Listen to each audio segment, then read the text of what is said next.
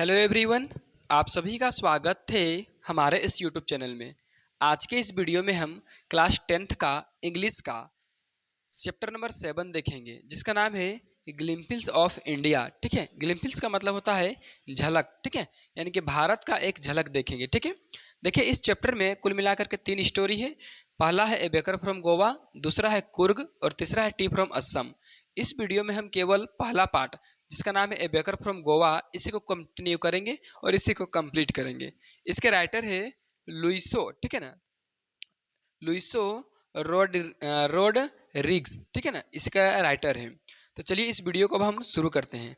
अभी तक अगर आप इस यूट्यूब चैनल में नए हैं तो आपको बता दें कि इस यूट्यूब चैनल में क्लास 9th और 10th का सभी विषय का स्टडी मटेरियल उपलब्ध है, और जो उपलब्ध नहीं है उसको उपलब्ध कराया जा रहा है। तो जल्दी से चैनल को सब्सक्राइब कीजिए या नहीं कीजिए, लेकिन जल्दी से चैनल को शेयर जरूर कर दीजिए, क्योंकि आपके दोस्तों के लिए और आपके लिए बहुत ही ज़्यादा इंपॉर्टेंट सिद्ध होगा आपके आने वाला एग्जाम के लिए। ठीक है, तो चलिए इस वीडियो को शुरू करते हैं। देखिए सबसे पहले यहाँ पर बिफोर यू रीड दिया हुआ है, यानी कि पढ़ने से पहले, और यहाँ पर जो पढ़ने से पहले है वो एक एक्टिविटी, यानी कि इसको करके देखना है। ठीक है, तो चलिए जितना इंपॉर्टेंट उतना पढ़ते हैं, फिर हम मेन चैप्टर में जाएंगे।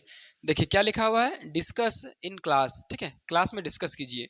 पहला नंबर में क्या है, what image of people and of place come to your mind when you think of our country. यहाँ पर बोला जा रहा है कि when you think of our country, जब आप अपने देश के बारे में सोचते हैं, ठीक है, तो व्हाट इमेज, किस प्रकार का इमेज आपके दिमाग में बनता है। ठीक है ना, लोगों के द्वारा, मतलब कि लोगों के लिए और प्लेसेस के लिए।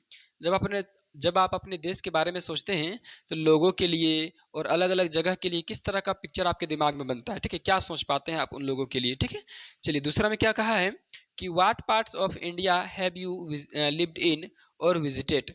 आप भारत के किस किस हिस्से से विजिट किए हुए, किस हिस्से पर विजिट किए हुए और आप कहाँ पे रहते हैं। ठीक है, चलिए can you name some popular tourist destination. क्या आप कुछ फेमस, यानी कि कुछ जाने माने टूरिस्ट डेस्टिनेशन का नाम बता सकते हैं।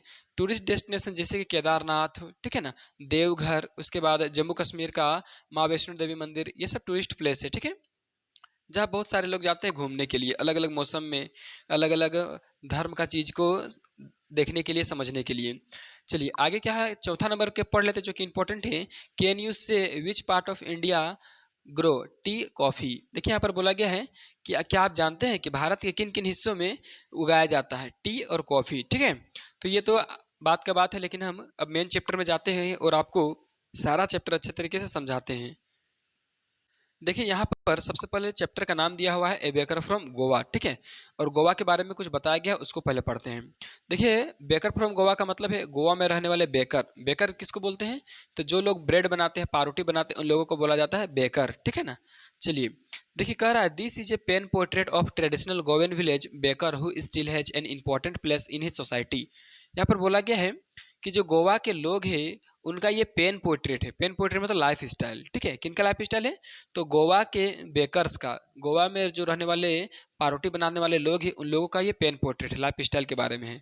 तो और वे लोग जो है अपने सोसाइटी में काफ़ी ज़्यादा इंपॉर्टेंट रोल प्ले करते हैं। ठीक है, चलिए अब हम मेन चैप्टर को शुरू करते हैं, जो कि काफ़ी ज़्यादा इंपॉर्टेंट है चैप्टर को समझने के लिए, और पूरा चैप्टर तो यही है ही। ठीक है, चलिए पहला नंबर में यहाँ पर क्या लिखा हुआ है, चलिए our elders are often heard reminiscing nostalgically about those good old Portuguese days, the Portuguese and their famous loaves of bread।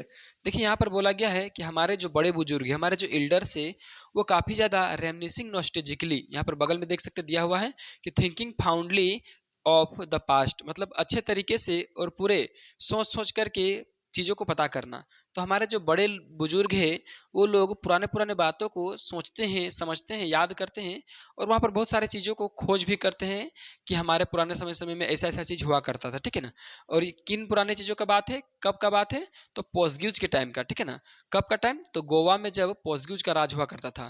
देखिए हम लोग का जो देश वो 15 अगस्त 1947 ईस्वी को आज़ाद तो हो जाता है, लेकिन गोवा पूरी तरह से 1961 ईस्वी में, यानी कि 1961 में पूरी तरीके से आज़ाद होता है पोर्चुगीज से। ठीक है ना, तो ये उसी समय का बात है जब गुलाम था पोर्चुगीज का पूरा गोवा। ठीक है, चलिए आगे क्या लिखा हुआ है कि वे लोग किसको याद करते हैं, तो and their famous loaves of bread, यानी कि गोवा में जो ब्रेड बनाया जाता था और जो बहुत ज़्यादा फेमस था उसको याद करते हैं बड़े बड़े बुजुर्ग लोग। ठीक है, फिर क्या कहता है, those eaters of loaves might have vanished but the mixers are still there. यहाँ पर बोला गया है कि वहाँ पर जो ईटर्स थे, मतलब जो खाने वाले थे, वो वेनिस्ड हो गए। वेनिस्ड का मतलब होता है कि वो चल बसे, मतलब कि वो मर गए या तो फिर वहाँ से तो किसी दूसरे राज्य में जाकर रहने लगे। लेकिन वहाँ जो मेकर्स थे, यानी कि जो पार्टी बनाने वाले लोग थे, वो अभी भी वहाँ पर स्टिल देयर, मतलब वहाँ पर अभी भी रहते हैं ये लोग, ठीक है। फिर है, we still have amongst us the mixer the moulder and those who bake the loaves, ठीक है ना। अभी वहाँ पर कौन लोग रहते हैं, मिक्सर। मिक्सर किसको बोलते हैं, तो जैसे रोटी बनाने से पहले आटा को मिक्स किया जाता है, उसी प्रकार से ब्रेड पारोटी बनाने से पहले उसको भी पहले मिक्स किया जाता है, उसके मैदा को, ठीक है ना। तो मिक्सर लोग रहते हैं। मॉडलर किसको बोलते हैं, तो जो आकार देते हैं पारोटी को, उनको मॉडलर बोला जाता है। वे लोग भी अभी भी है, ठीक है ना। और बेक करने वाले मतलब पकाने वाले लोग भी अभी है, ठीक है। फिर आगे क्या कहता है, those old time tested furnace still exist. देखिए अभी भी वहाँ पर जो वहाँ पर फर्नेस है, मतलब जो भट्टी है, चूल्हा है, अभी भी वहाँ पर एग्जिस्ट करता है, अभी भी वहाँ पर है, ठीक है ना। The fire in the furnace has not yet been extinguished. और अभी भी उन चूल्हों में, उन भट्टियों में आग बुझा हुआ नहीं है, मतलब अभी भी वहाँ पर ब्रेड का मेकिंग चलता है, ठीक है ना, ब्रेड मेक किया जाता है। चलिए इतना सा के बाद कहानी थोड़ा सा मोड़ लेता है, आगे देखते हैं क्या है कहानी में। देखिए क्या है, the third and jingle of, ठीक है। थर्ड का मतलब होता है कि जब किसी डंडे को फर्श पर यानी कि जमीन में पटका जाता है, उसको थर्ड का आवाज बोलते हैं, ठीक है। आप यहाँ पर सुन सकते हैं इस आवाज को। और जिंगल बोलते हैं झुनझुने या तो फिर किसी पायल के झनकार को जिंगल बोला जाता है। तो यहाँ पर कहता है the third and jingle of, क्या है, द ट्रेडिशनल बेकर्स, ठीक है ना। आगे थोड़ा सा पढ़ लेते हैं, एक सेकेंड यहाँ पर थोड़ा सा। चलिए, the traditional bakers bamboo heralding his arrival in the morning can still be heard in some places। यहाँ पर बोला गया है कि थर्ड का और जिगलिंग का जो आवाज़ है आप लोगों को अभी भी बहुत सारे प्लेसेस में सुनने को मिल जाएगा, ठीक है ना। जो कि बम्बो का होता है, ठीक है। बम्बो में बेकर्स बम्बो यानी कि जो बांस लेकर के आते हैं, एक बांस का डंटा, और उसको फर्श पर ठोकते हुए आते हैं, और उसमें कुछ घुंघरू या तो फिर घुंघरू बंधा हुआ होता है जो कि जिंगल करता है, और उसका नीचे का थर्ड का आवाज़ को सुनते हैं, ठीक है ना। ऐसा आवाज़ अभी भी सुबह सुबह आप लोगों को बहुत सारे प्लेसेस में हियर सुनने के लिए मिलेगा, ठीक है। आगे क्या है, may be the father is not alive but the son still carries on the family profession. यहाँ पर बोला गया है कि मे बी मतलब कि हो सकता है कि उनके फादर यानी कि पिता नहीं रहे या तो फिर मर गए, लेकिन अभी भी उनका जो सन यानी कि उनका जो बेटा है, वो अपने फैमिली प्रोफेशन को आगे कैरी करते हैं, मतलब कि अभी तक ले करके आए हैं। फैमिली प्रोफेशन का मतलब है फैमिली का पैसा, ठीक है ना, मतलब जो काम करते हैं। चलिए आगे क्या है, these baker are even today known as pader in Goa. और अभी भी ये इन लोगों को, इन बेकर को गोवा में पेडर बोला जाता है, ठीक है ना। यानी कि अभी भी ये लोग वहाँ पर निवास करते, अभी भी एग्जिस्ट करते रहते हैं, ठीक है ना। जब भी इनको गोवा बोला जाता है, सॉरी पेडर बोला जाता है गोवा में। चलिए आगे क्या लिखा है कि during our childhood in Goa the baker use to be our friend companion and guide, ठीक है ना। देखिए अभी भी बोल रहा है कि अभी भी नहीं, मतलब कि जब बचपन था लेखक का, ठीक है ना, जब लेखक का बचपन था तो उसका बहुत सारा गोवा का जो दोस्त था, बेकर फैमिली का, उन लोग इनका दोस्त था, ठीक है ना। अब देखिए यहाँ पर कंपेनियन एंड गाइड का क्या मतलब है कि कंपेनियन उन लोग काफ़ी ज़्यादा हेल्प करते थे और गाइड भी करते थे, ठीक है ना। काफ़ी ज़्यादा हेल्पफुल थे एक दूसरे के प्रति। फिर कह रहा है he use to come at least twice a day. अब बोला गया है बेकर के बारे में जो पारोटी बना करके बेचते थे, ठीक है ना। बोला गया है कि वे लोग कम से कम दिन में 2 बार आते थे हम लोगों के घर पे के पास, ऐसा लेखक बोलते हैं, ठीक है ना। कब कब, तो once when he set out in the morning on his selling round and then again when he return after emptying his huge basket. एक बार कब आते थे, तो जब वो घर से निकलते थे और पारोटी बेचने के लिए आते थे, तब वो एक बार हम लोग घर के पास आते थे, और दूसरा बार जब पारोटी बेच करके उधर से घूमते थे तब, ठीक है। चलिए क्या करा, the jingling third of his bamboo woke us up from asleep and we ran to meet and greet him। बोला जा रहा है कि जो जिंगलिंग का आवाज है और थर्ड का जो आवाज है बम्बो का, ठीक है ना, बम्बो का जिंगलिंग और थड का जो आवाज़ है वो सोए हुए लोगों को उठा देता था, ठीक है ना। और हम लोग दौड़ करके चले जाते थे उसके साथ मीट होने के लिए, मिलने के लिए, और उन लोग के साथ बात करने के लिए। किन लोग के साथ? तो बेकर्स के पास, जो लोग पावरोटी बेचा करते थे उन लोगों के पास चले जाते थे, ठीक है ना। कह रहा है वाई वाज इट सो, लेकिन ऐसा हम लोग क्यों करते थे? Was it for the love of the love, मतलब कि क्या हम लोगों को उस लव के प्रति लव था, प्यार था इसलिए? नॉट एट ऑल, नहीं, ऐसा बात नहीं था, ठीक है ना। कह रहा है the loaves were bought by some पेस्टिन और बेस्टिन the maid servant of the house, ठीक है ना। यहाँ पर बोला गया है कि पारोटी खरीदने का काम, ठीक है ना, किनका था? तो पारोटी खरीदने का काम हम लोगों के घर का जो मेड सर्वेंट होते हैं, नौकर नौकरानी, उन लोगों का था, ठीक है ना, जिनका नाम पेस्किन और बेस्टिन था। ये काफ़ी ज़्यादा एग्जाम में पूछ जाने वाला क्वेश्चन है कि उन लोगों के घर का, लेखक के घर का लेखक और सॉरी मेड और सर्वेंट का नाम क्या था? तो मेड का पेस्किन और सर्वेंट का बेस्टिन, ठीक है। चलिए आगे। What we longed for were those bread bangles which we choose carefully, ठीक है ना। और हम लोग जो थे वो चले जाते थे उन लोगों के पास, क्यों? क्योंकि हम लोगों के पास ब्रेड बेंगल्स मतलब पारोटी का जो चूड़ी होता है, चूड़ी का शेप में बना हुआ पारोटी, उसको चूज करना होता था बहुत ज़्यादा केयरफुली, मतलब कि ध्यान से, ठीक है ना, ताकि हम लोग उसको खा सके अच्छे से, मज़े से, ठीक है ना। तो चलिए यहाँ पर फिर क्या लिखा हुआ है देखिए। The baker made his musical entry on the sense with the Jhang Jhang sound of his specially made bamboo staff, ठीक है। यहाँ पर बोला गया है कि जब भी वो लोग बेचने के लिए आते थे, ब्रेड बेचने वाले, ठीक है ना, तब भी वे लोग एक स्पेशल म्यूजिकल एंट्री देते थे, मतलब कि गाना वाला के साथ एंट्री करते थे, ठीक है ना। कौन सा गाना? तो वही झंग झंग, वो जो जिंगलिंग करता था उसी की आवाज़ को झंग झंग बोला गया है, मतलब कि झनकार, और जो थर्ड का आवाज़ था उसी को, ठीक है ना। बम्बो स्टाफ से मतलब बम्बो का डंटा से। One hand supported the basket on his head and the other banged the bamboo on the ground, ठीक है। तो यहाँ पर देखिए बोला गया है कि एक हाथ से वो लोग सपोर्ट करते थे बास्केट को, यानी कि अपना जो बास्केट यानी कि जो बाल्टी होता था या तो फिर जो टब होता था जिसमें रखा होता था पारोटी, उसको, ठीक है ना, अपने माथा में उसको टिकाते थे, और दूसरे हाथ में ग्राउंड में पटकते हुए आते थे एक बम्बू स्टाफ को, ठीक है। कर he would greet the lady of the house with good morning, ठीक है ना। और वे लोग काफ़ी ज़्यादा सम्मान करते थे घर की लेडी का, और घर के पास आके गुड मॉर्निंग बोलते थे, ठीक है। And then place his basket on the vertical bamboo, और वो जो उन लोगों का जो बम्बू होता था उसको सबसे पहले ज़मीन में रखते थे, और उस ज़मीन के ऊपर रखे बम्बो के ऊपर में अपना बास्केट रख देते थे, ठीक है ना। आप ऐसा सम पापड़ी या तो फिर किसी मिठाई बेचने वाले को या लड्डू बेचने वाले को, नारियल बेचने वाले को जरूर देखे होंगे, कुछ इस प्रकार से, ठीक है ना। ये लोग सबसे पहले बांस को रखते हैं ज़मीन में, उसके बाद उसके ऊपर में अपना बास्केट को रखते हैं, ठीक है। अब देखिए यहाँ पर क्या बताया गया है कि we kids would be pushed aside with a mild rebuke and the loaves would be delivered to the servant. देखिए हम लोग बच्चे थे, ठीक है ना, तो हम लोग बच्चे को पुश्ड किया जाता था, मतलब कि धक्का मार के इधर उधर साइड किया जाता था हम लोग के बड़े बुजुर्ग के द्वारा, ठीक है ना। और वहाँ पर जो पारोटी बेचने वाले लेने वाले लोग होते थे बड़े बड़े, उन लोगों के द्वारा। लेकिन but we would not give up, लेकिन हम लोग हार नहीं मानते थे, ठीक है। We would climb a bench or the parapet and peep into the basket. हम लोग क्या करते थे, जहाँ पर साइकिल लगाता था, सॉरी, जहाँ पर अपना ठेला यानी कि उसको बास्केट को लगाता था, उसके आसपास जो बड़ा बड़ा बेंच होता था, ठीक है, लगा हुआ, या तो फिर घर के किनारे जो पीढ़ा टाइप का होता है, ऊंचा इलाका, वहाँ पर हम लोग चढ़ जाते थे और उसको देखने लगते थे बास्केट में, ठीक है। Somehow I can still recall the typical fragrance of those loaves, ठीक है ना। तो यहाँ पर लेखक बोलते हैं कि जब ये कहानी हम लिख रहे हैं अभी भी हमको उस लोब्स का यानी कि उस पारोटी के उस फ्रेग्रेंस का सेंट अभी भी हमको आता है, हमको अच्छा लगता है, ठीक है ना, उसका फ्रेग्रेंस सूंघ करके, ठीक है। कह रहा है loaves for the elders and the bangles of the children. तो देखिए बड़ों के लिए, एल्डर्स के लिए क्या था? तो लोब्स था, मतलब कि पारोटी था, और चिल्ड्रेन के लिए क्या था? तो बेंगल्स था, मतलब कि चूड़ी था, ठीक है, वो भी पारोटी से ही बना हुआ करता था।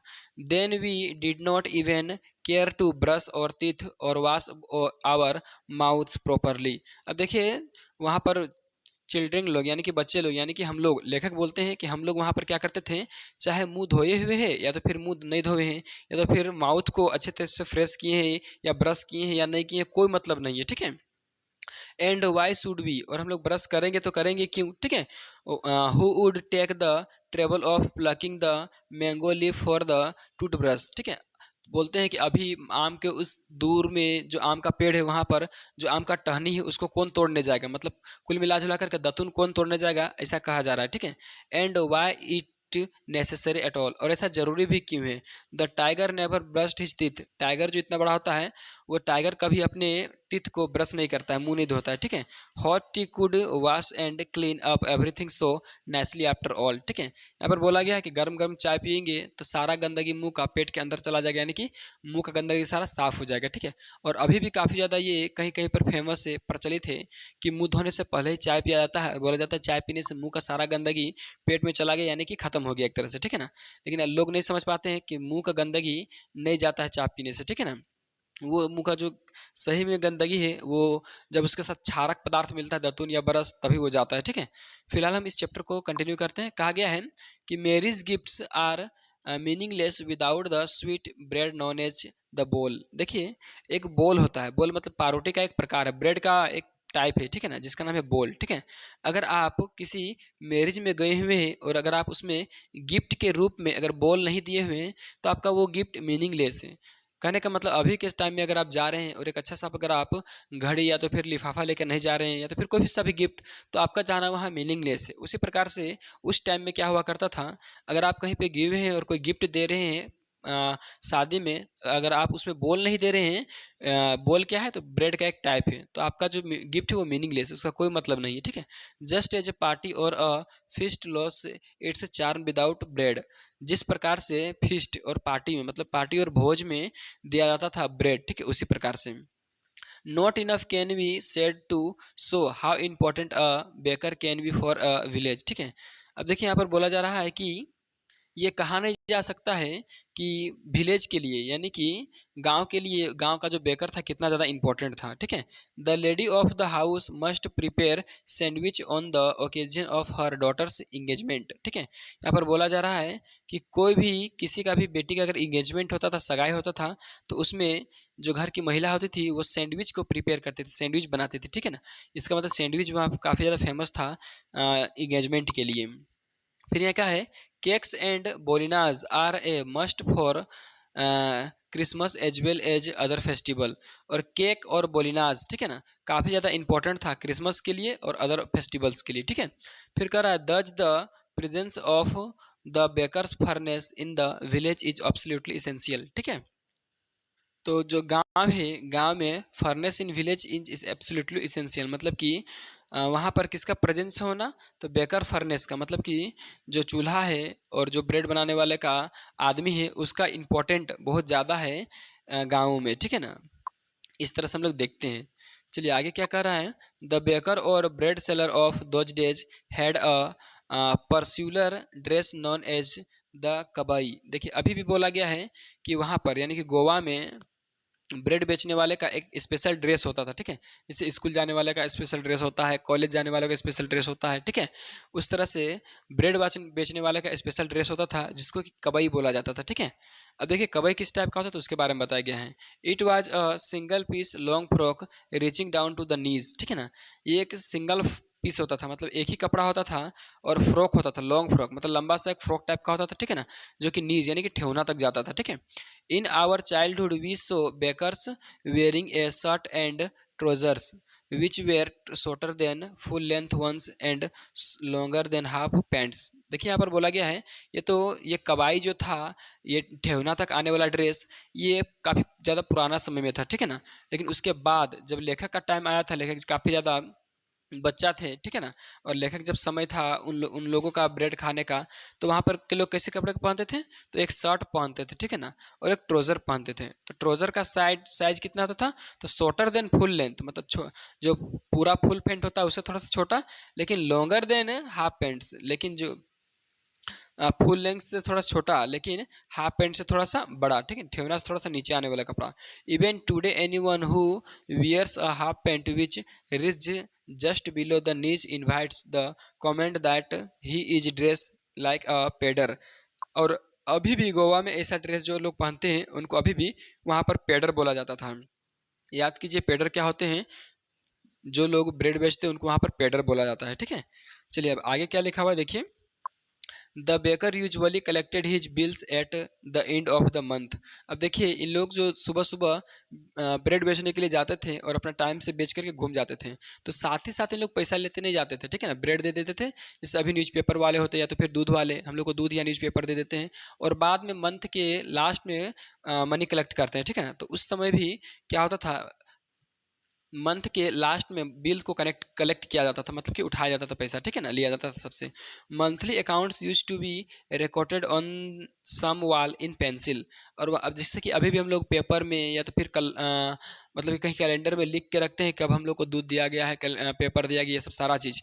तो ये सब सारा चीज़ को जो वहाँ पर पावरोटी बेचने वाले लोग होते थे वो लोग कहाँ, सॉरी, पावरोटी जो लेने वाले लोग होते थे वो लोग कहाँ पर लिख के रखते थे, तो दीवार में, ठीक है ना, पेंसिल के सहारे, पेंसिल से दीवार में लिख देते थे। Baking was indent a profitable profession in the old age. और तभी के समय में बेक करना काफ़ी ज़्यादा पैसा कमाने वाला प्रोफेशन था, ठीक है ना, काफ़ी ज़्यादा प्रॉफिट वाला।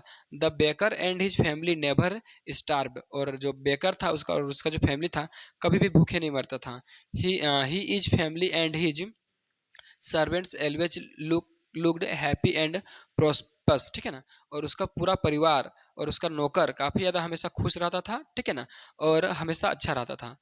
There plump physique was an open testimony to his to this, ठीक है ना। और काफ़ी ज़्यादा उन लोगों को पैसा वैसा कमाता था और काफ़ी ज़्यादा खुशी खुशी पैसा खर्चा करता था, ठीक है। इवन अब देखिए थोड़ा सा इसको आगे बढ़ा लेते हैं। यहाँ पर कहा क्या है कि even today any person with a jackfruit like physical appearance is easy compare to a baker. यहाँ पर बोला गया था कि उन लोग का जो फिजिकी होता है, मतलब उनका जो बॉडी होता है काफ़ी ज़्यादा हेल्दी होता है। और बोला कि इवन टुडे, आज भी अगर कोई जैक फ्रूट के जैसा मोटा तगड़ा है, मतलब कि कटहल के जैसा मोटा तगड़ा है, तो उसको अपीयरेंस किया जाता है, बोला जाता है कि वो बेकर है, ठीक है ना, यानी कि वो ब्रेड बनाने वाला है। क्योंकि ब्रेड बनाने वाले लोग काफ़ी ज़्यादा मोटा तगड़ा होते थे, heavy power body builder muscles वाले होते थे, ठीक है ना। तो चलिए ये चैप्टर यहीं पे ख़त्म होता है। अब देखिए इस टाइप का जो वीडियो है आपके लिए और आपके फ्रेंड के लिए काफ़ी ज़्यादा इंपॉर्टेंट है। तो वीडियो को सबसे पहले आप अपने फ्रेंड के सभी ग्रुप में और फ्रेंड के साथ शेयर कर दीजिए, क्योंकि वीडियो तो बहुत ही ज़्यादा इंपॉर्टेंट है, बहुत ज़्यादा अच्छा है, ठीक है ना। और आपको बता दें कि इसी टाइप का वीडियो क्लास 10th का और ऑल सब्जेक्ट का, और सब्जेक्ट का भी हम इसी चैनल पर डालते जा रहे हैं और जल्द ही आप लोगों का कोर्स पूरा कंप्लीट करवा देंगे। तो वीडियो को जल्दी से लाइक कर दीजिए और चैनल को सब्सक्राइब करके रखिए, ताकि हर वीडियो का नोटिफिकेशन आपको जल्द से जल्द मिला करेगा।